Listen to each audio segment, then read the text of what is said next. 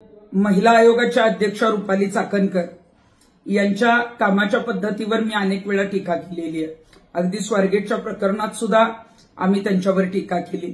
आज रोहिणी खडसे जेव्हा पुण्यात आल्या होत्या तेव्हा त्या म्हणत होत्या की रुपाली चाकणकर या फक्त मेकअप करतात आणि इकडे तिकडे मटकतात।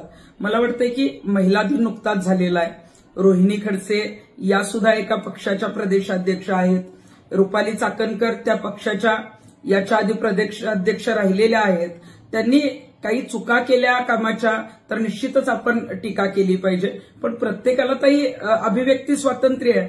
त्या कशा राहतात, त्यांना फार चांगल्या साड्या घालायला आवडत असतील, त्यांना मेकअप करायला आवडत असेल, त्यांना कसं राहायचं हा त्यांचा प्रश्न आहे। परंतु काय होतं की महिला म्हणून आपण टीका करताना त्यांच्या कामाच्या पद्धती सोडून आपण इतर गोष्टींवर टीका करतो आणि म्हणूनच महिला दिनादिवशी महिलांना जे आहे ते चुकीचं म्हटलं जातं। याच्या आधी सुद्धा काही महिलांनी त्यांच्यावर शोभेच्या बाहुल्या किंवा त्यांच्या अगदी चप्पलपासून ते साड्यांपर्यंतची टीका केलेली आहे। मला वाटतं की त्यांच्या कामावर निश्चितच टीका झाली पाहिजे, आक्रमक भूमिका घेतली पाहिजे, पण एक महिला म्हणून दुसऱ्या महिलेविषयी बोलताना आपण कुठे कसं राहावं हा ज्याचा त्याचा प्रश्न आहे। हे त्यांना मिळालेलं अभिव्यक्ती स्वातंत्र्य, त्यांना टापटीप राहायला आवडत असेल, त्यांना दररोज मेकअप करायला आवडत असेल, परंतु त्याच्यावर आपण अशा पद्धतीनं बोलणं म्हणजे दुसऱ्या महिलांवर आपण जी आहे ती टीका करतोय किंवा दुसऱ्या महिला चांगल्या राहत असतील तर आपल्याला काही जलन होतीये का, अशा पद्धतीच्या ज्या आहेत त्या गोष्टी समोर येतात।